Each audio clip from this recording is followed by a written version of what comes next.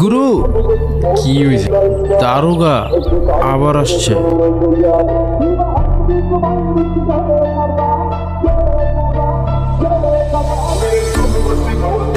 আসতে কোনো কষ্ট হয় নাই তো দারোগা বাবু?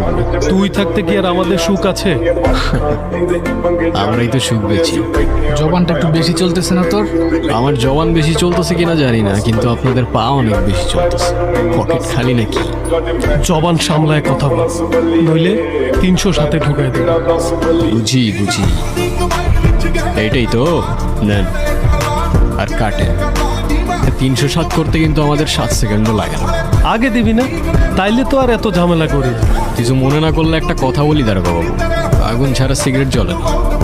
আর আপনার মতো সরকারি লোকের পকেট কখনো ভরে না।